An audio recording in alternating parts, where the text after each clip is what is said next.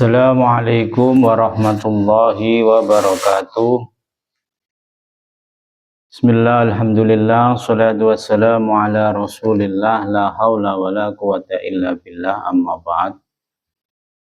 Hadratul muhtaramin, sahabat-sahabatku, teman-temanku, sahabat dalam kebaikan, teman dalam saling bergandengan tangan menuju ridhonya Allah, keluarga dalam saling mengingatkan dalam urusan sabar dan takwa di hadapan Allah.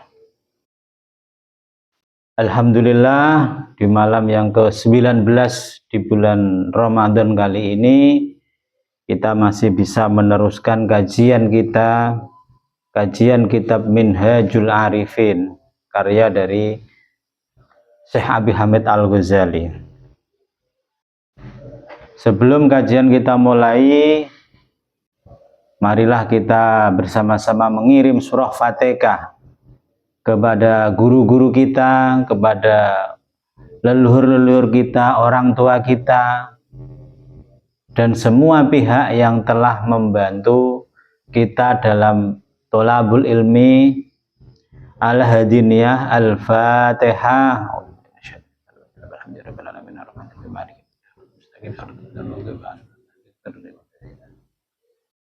Khususan musannaf hadal kitab Syekh Abi Hamid Al-Ghazali Al-Fatihah.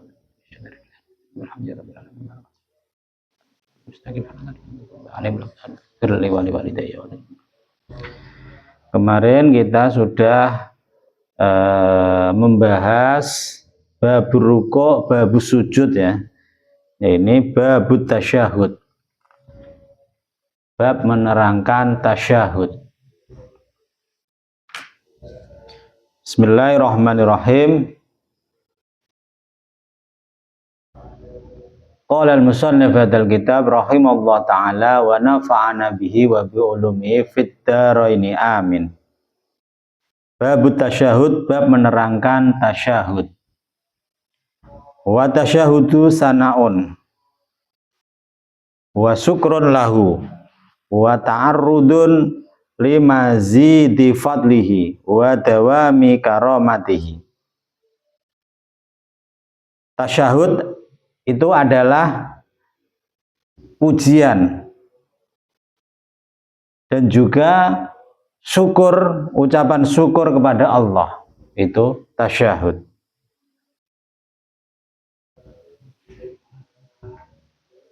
Dan pernyataan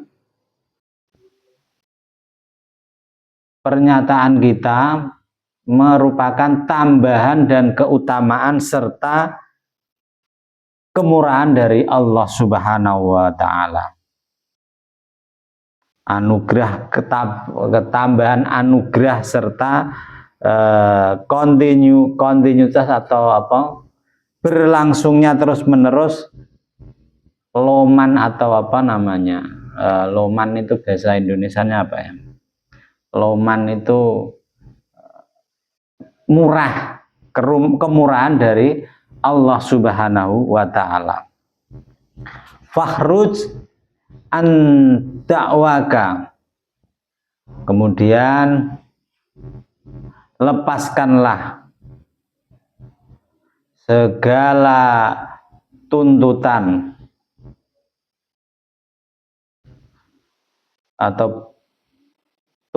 atau keakuanmu. Wa kun lahu abdan bifi'lika. Kemudian jadilah kamu menjadi hamba Allah dengan semua yang kau lakukan. Pekerjaanmu, semua aktivitasmu adalah bentuk pengakuan kita sebagai hambanya Allah. Kama anta abdun lahu biqaulika. Seperti juga ketika pekerjaan semua yang kau lakukan adalah bentuk penghambaanmu kepada Allah, seperti ketika kamu menyatakan dengan omonganmu, dengan ucapanmu bahwa kamu adalah pernyataan kita menyatakan diri dari Allah bahwa kita adalah seorang hamba. yaitu harus dibuktikan dengan semua yang kita lakukan itu benar-benar bentuk penghambaan kita kepada Allah. Fa innahu khalaqaka abdan wa'murka antakuna lahu abdan kama khalaqaka. Karena sesungguhnya Allah itulah yang menciptakanmu menjadi hamba, menjadi seorang hamba. Dan Allah lah yang memerintahkanmu untuk selalu menjadi hamba. Seperti ketika kamu diciptakan sebagai hamba. Jadi sudah sepatutnya Allah itu menciptakan kita itu tujuan utama, termasuk tujuan utamanya adalah menjadi hamba. Kita makanya setiap yang kita lakukan adalah bentuk penghambaan kepada Allah. Wa ma khalaqtul jinna wal insa illa liya'budun. Dan tidak aku ciptakan jin dan manusia kecuali hanya untuk menghamba, beribadah.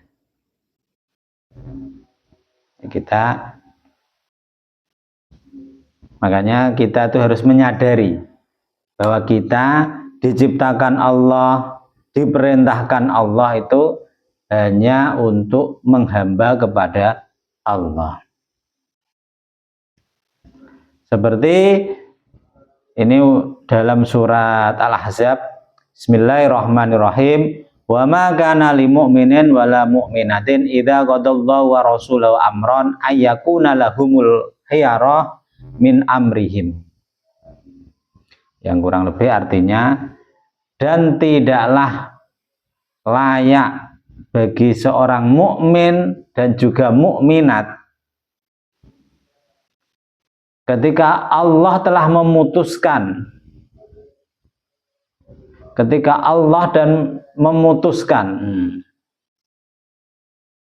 Allah dan Rasulnya telah menetapkan sebuah perkara, sebuah ketentuan untuk menjadi mukmin dan mukminat itu untuk memilih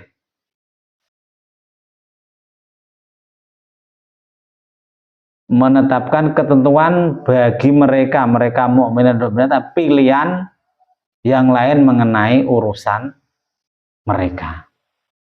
Jadi sudah ditetapkan kita sebagai seorang yang beriman, mukmin dan mukminat. Jadi kita ditetapkan dan Allah sudah membuat ketetapan, Allah dan Rasul sudah membuat ketetapan sebuah urusan, sebuah perkara, sebuah ketentuan bagi mereka yang mempunyai pilihan yang lain mengenai urusan mereka. Ya, kita sudah ditetapkan, kita sebagai dititahkan, diciptakan ini untuk beribadah, untuk menjadi khalifah.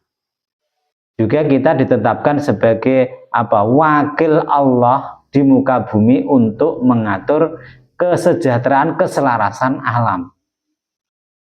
Seorang wali, wakil Allah, kekasih Allah. Ya sudah sepatutnya kita tuh memantaskan diri di hadapan Allah supaya pantas masuk kategori tersebut. Kategori sebagai seorang hamba, seorang khalifah, juga sebagai wakil Allah di muka bumi. Ini ada juga surat dalam Al-Qasas. Bismillahirrahmanirrahim. Wa rabbuka yakhluqu may yasha'u wa yahtaru ma kana lahumul khiyarah. Dan Tuhanmu telah menciptakanmu, yakhluqu. Dan Tuhanmu menciptakan segala sesuatu yang Dia kehendaki dan memilihnya. Dan mereka sesungguhnya tidak punya hak untuk memilih. Kita itu tidak punya pilihan. kita sudah ditetapkan Allah sebagai seorang hamba, kita tidak ada pilihan, kita hanya manut kepada Allah. Makanya ketika kita memilih ikut, memilih manut, memilih tunduk kepada Allah, kita akan mengalami kedamaian yang luar biasa dalam hidup kita. Beda cerita ketika kita sudah dititahkan menjadi seorang hamba, tapi kita tidak mengikuti, tidak menjalani perintah-perintah Allah, maka yang terjadi kita itu gelisah, kita itu akan mengalami goncangan jiwa yang luar biasa.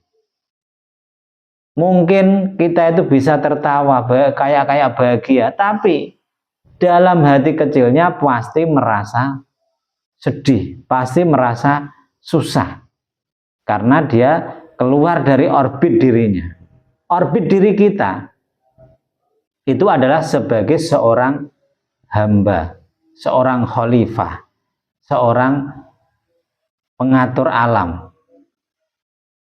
Nah, ketika kita tidak mengikuti orbit itu, maka niscaya hidup kita akan berantakan. Makanya itu kalau sufi, orang yang sudah keluar dari orbit dirinya, itu seperti dalam neraka kecil kehidupan. Neraka itu simbolnya kan orang yang kesakitan, bingung, panik, susah.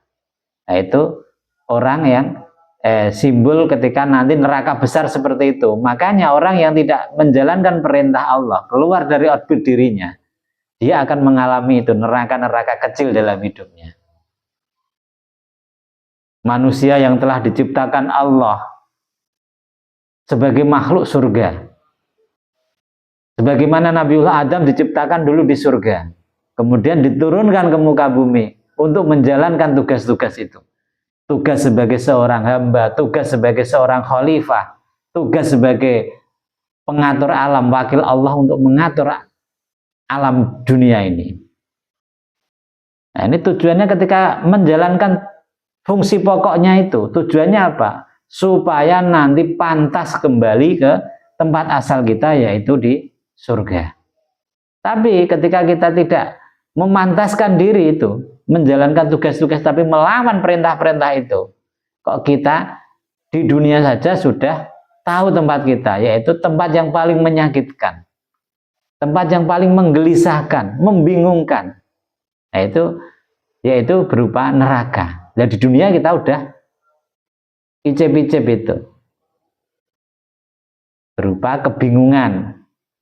Itu ya orang yang tidak mau mengikuti orbit dirinya.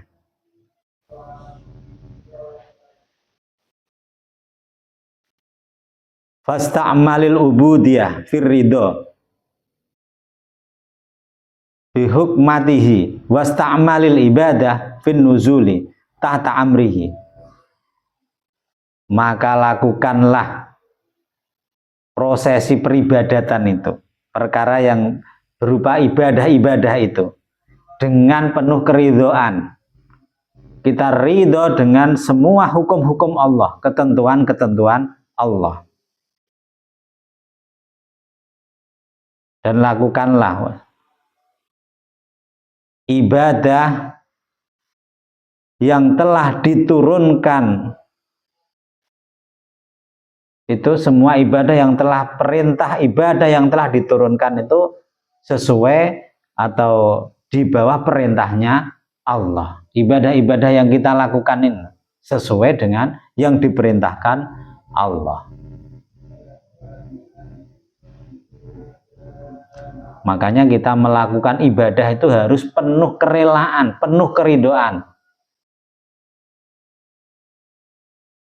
Kita harus tunduk dan patuh dengan melaksanakan tugas itu dengan penuh ridho, rela, penuh sukacita.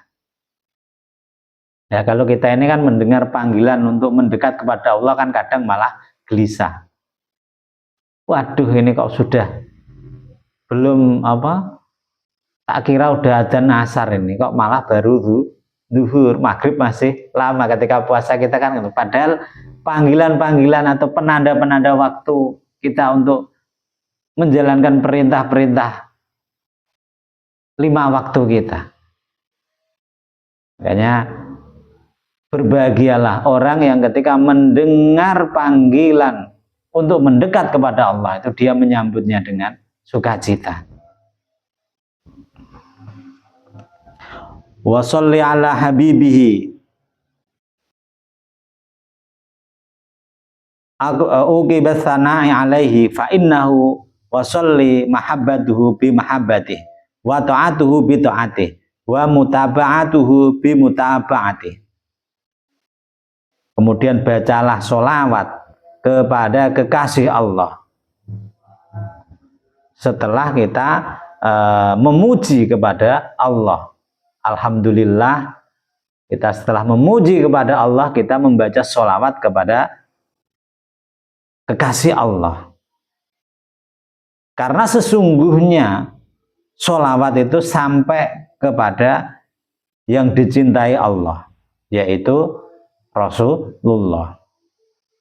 Dan ketaatan kita, kecintaan kita itu sesuai kecintaan Allah. Ketaatan kita kepada Rasulullah itu juga bentuk ketaatan kita kepada Allah. Kecintaan kita kepada Rasulullah itu adalah wujud kecintaan kita kepada Allah. Ketaatan kita kepada Rasulullah itu adalah bentuk ketaatan kita kepada Allah. Dan kita yang mengikuti Rasulullah, itu juga sebenarnya sejatinya kita sedang mengikuti aturan, mengikuti Allah. Faqala ta'ala, Allah berfirman dalam surat Ali Imran, Bismillahirrahmanirrahim, Qul in kuntum tuhibbunallaha fattabi'uni yuhibbukumullah. Katakanlah, ketika kamu cinta Allah, maka ikutilah aku Rasulullah. Maka Allah akan mencintai kalian. Kita diperintah Allah untuk mengikuti Rasulullah supaya Rasulullah juga cinta kepada kita. Ketika kita mencintai Rasulullah, maka cintailah. Ketika kita mencintai Allah, maka cintailah Rasulullah.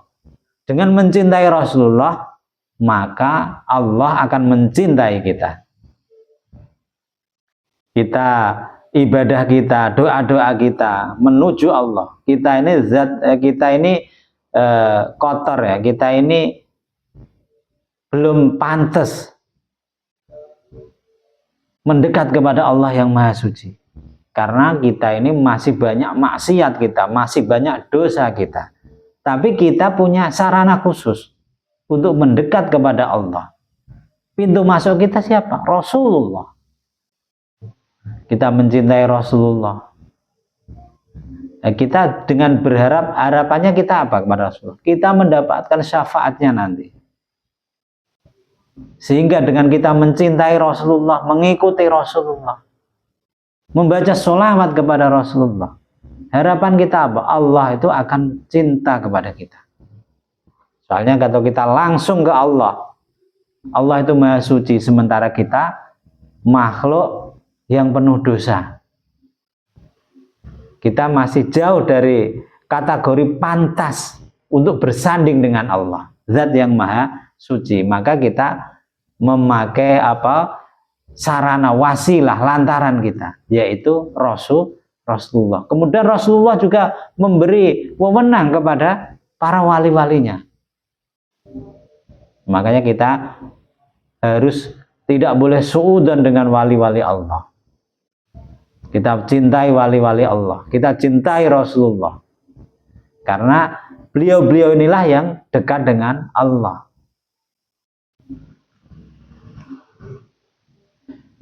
Wa qala ta'ala dalam surat An-Nisa, may yuti'ir rasula faqad ata Allah. Barang siapa yang taat kepada Rasul, maka dia sungguh telah taat kepada Allah. Kita taat kepada Rasulullah. Kita berusaha mengikuti syariat-syariat Rasulullah. Ditambah dengan untuk membuat Rasulullah senang dengan kita, mengikuti sekemampuan kita sunnah-sunnah Rasulullah. Itu ketaatan kita, itba' kepada Rasulullah. Itu adalah sebagai hakikatnya adalah kita itu sudah taat kepada Allah. Wa qala ta'ala dalam surat Al-Fatah, innal ladzina yubayyi'unaka innama yubayyi'unallah. Barang siapa yang sudah, sesungguhnya orang-orang yang sudah berjanji kepada Allah.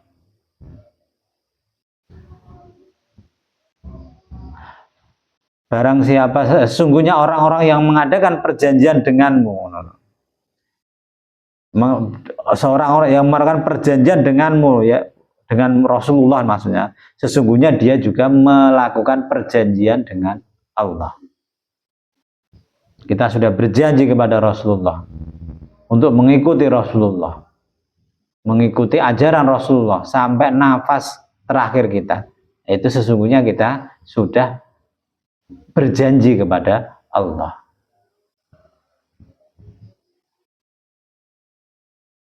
Faqala Allah Ta'ala, wa'mar Rasulullah bil istighfar laka. Wa'mur wa amara Rasulullah.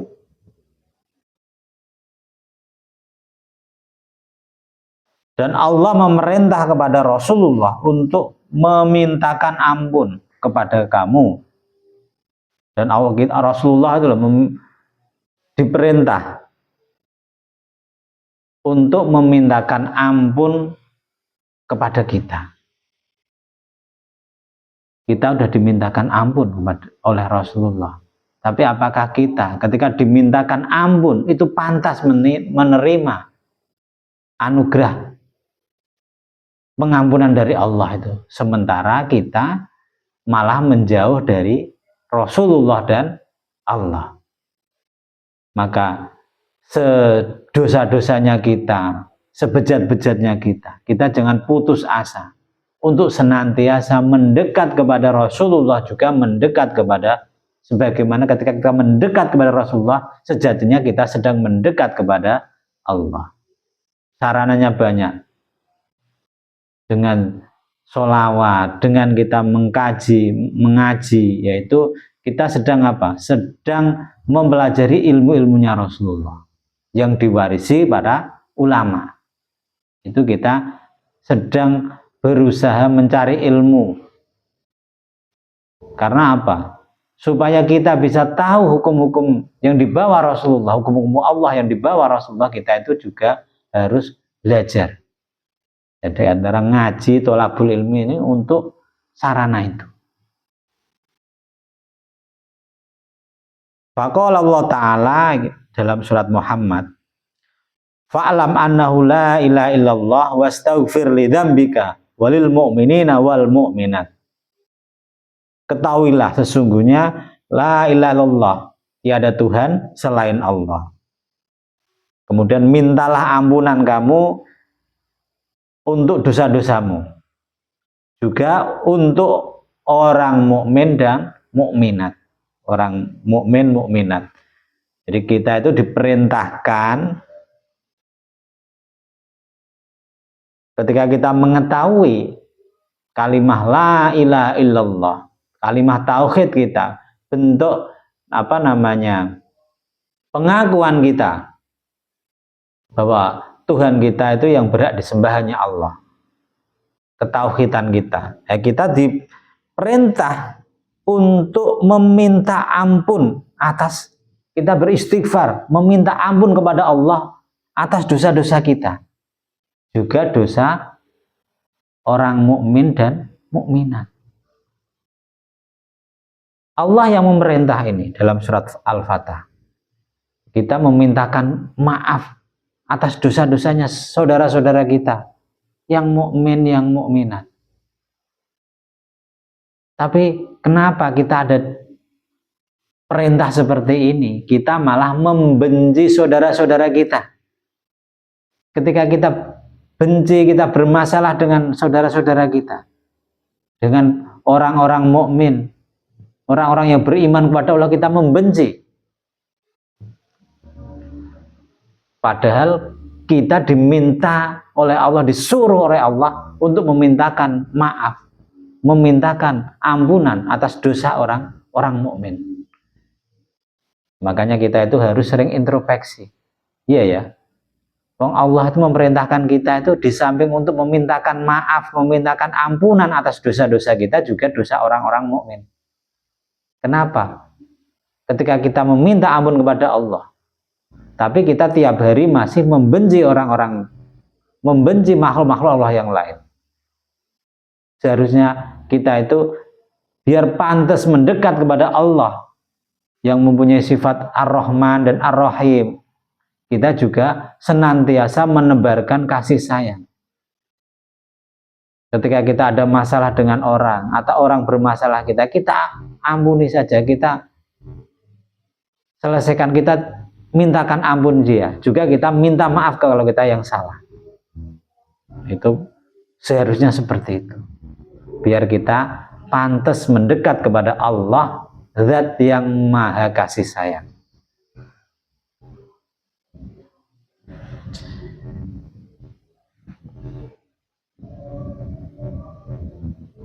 Wa amaraka bis-shalah alaihi.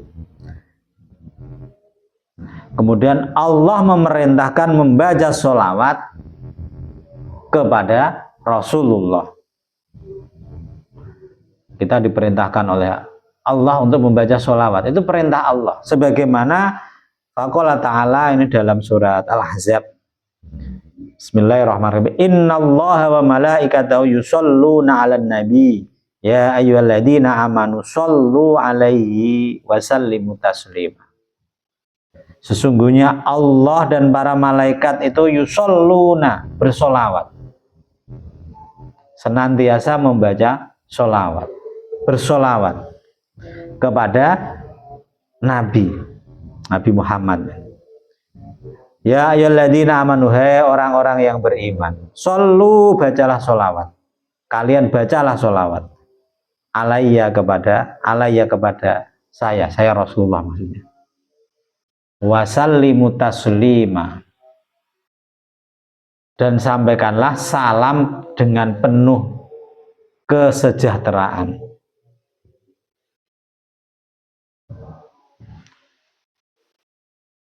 Wasallimu, doa selamat, membaca, minta doa selamat kita dengan penuh keselamatan, kesejahteraan. Allah dan malaikat ini bersolawat. Nah, solawatnya Allah dan malaikat ini bagaimana? Sementara Allah tuh ketika berkalam tidak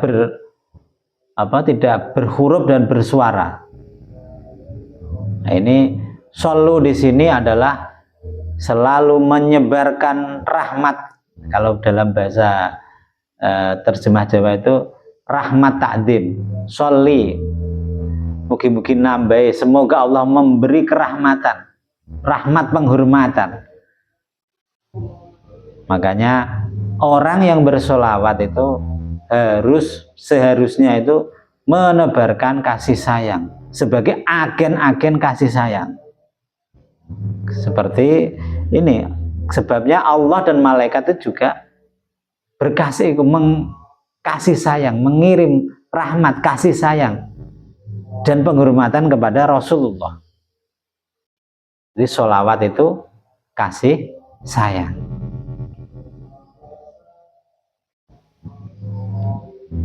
Ya, ketika kita rajin baca sholawat tapi kita masih membenci orang, kita masih merasa paling benar, ya ini repot, belum sesuai. Ketika kita sebagai agen-agen sholawat, kita adalah agen-agen kasih sayang, kita adalah agen-agen cinta kasih kepada sesama. sebagaimana Rasulullah itu adalah sebagai pelopor bagi kita, suri toladan bagi kita dalam hal menyebarkan kasih sayang. Qala wa qala Rasulullah SAW, man sholla alayya wahidatan asallallahu biha asron wa amilahu bil fadl.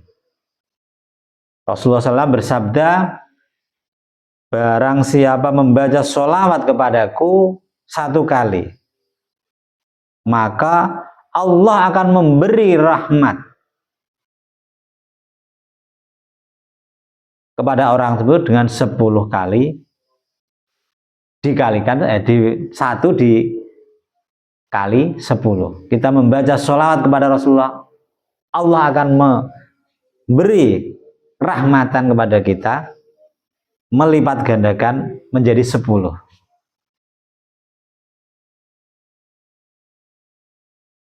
Dan Allah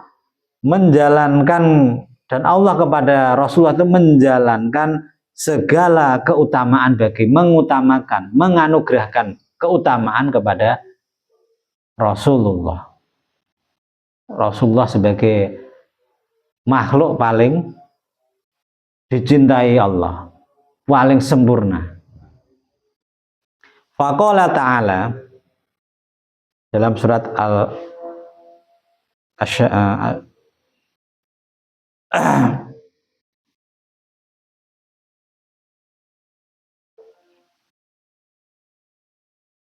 ini dalam surat Al-Insyirah, wa rafa'na laka dzikrak. Kemudian Allah berfirman, wa rafa'na, dan aku luhurkan kepadamu, aku tinggikan namamu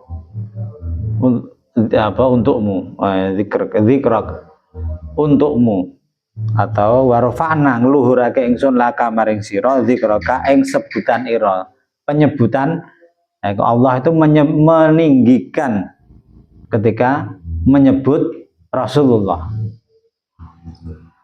Tsumma amara bimu amalatihi bil adl. Kemudian Allah juga memerintah kepada Rasulullah untuk muamalah dengan penuh keadilan.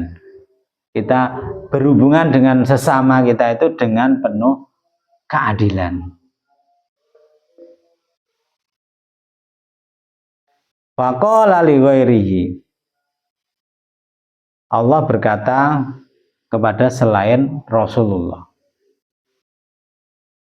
Allah berfirman kepada Rasulullah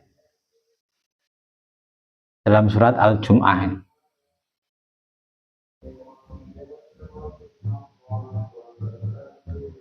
Faida qudiyatis shalah fangtashiru fil ard. Ketika telah usai melakukan sholat, maka bertebarkanlah, menyebarlah kalian di muka bumi. Ketika kita sudah dipanggil sholat, kita melakukan sholat, setelah sholat apa yang kita lakukan? Hati kita tetap sholat kepada Allah, tapi raga kita itu disuruh menyebar ke muka bumi, melakukan aktivitas-aktivitas sesuai profesinya masing-masing. Yang petani ya kembali ke sawah, yang pedagang kembali ke pasar, yang pengusaha kembali ke pabrik, yang pejabat kembali ke kantor. Nah, ini setelah kita melakukan sholat kita itu kita disuruh sama Allah untuk bertebaran di muka bumi ini sesuai profesinya masing-masing. Dan ketika kita bertebaran itu adalah bentuk perintah Allah, maka lakukanlah, cintailah apapun profesimu itu yang sesuai syariat, yang tidak melanggar aturan dari Allah. Cintailah, tekunilah profesimu sebagai sarana untuk beribadah. Jadi sholat itu yang sudah ketika sholat yang sudah diwajibkan yang 5 waktu, ketika selesai lah itu kita juga tetap dalam hakikatnya tetap dalam keadaan sholat. Karena itu sholat itu adalah ibadah kita, zikir kita. Wa qala lahu, kemudian Allah berkata kepada Rasulullah dalam surat Al-Insyirah ini. Fa idza faragta fansib wa ila rabbika farghab fa idza faragta fansab wa ila rabbika farghab, yang artinya bila engkau telah selesai melakukan pekerjaan maka katakanlah urusan yang lain, maka katakanlah semua urusan yang lain itu dengan sungguh-sungguh. Mengerjakan urusan yang lain setelah sholat itu harus dengan sungguh-sungguh, dan hanya kepada Allah lah kamu berharap. Jadi kita melakukan tugas-tugas yang lain itu jangan setengah hati, lakukanlah dengan sungguh-sungguh. Ini perintah Allah untuk melakukan sungguh-sungguh. Dengan kita melakukan sungguh-sungguh, menjaga kejujuran kita dalam bermuamalah, menjaga semangat kita. Karena apa? Semuanya itu sejatinya adalah sarana kita untuk mendekat kepada Allah. Jadi apa yang kita lakukan, gerak tubuh kita, gerak hati kita, gerak mata kita, frekuensi yang masuk ke telinga kita, getaran yang keluar dari mulut kita, tiap hembusan nafas kita itu adalah ibadah kita kepada Allah. Babus salam, wallahu a'lam bishawab. Cukup sekian malam ini. Apabila ada kekurangan, kesalahan atau kekhilafan itu murni kebodohan saya, kedhaifan saya. Apabila ada kebenaran itu adalah pertolongan dari Allah Subhanahu wa taala. Wallahu a'lam, wallahu a'lam bishawab. Wabillahi taufiq wal hidayah. Wassalamualaikum warahmatullahi wabarakatuh.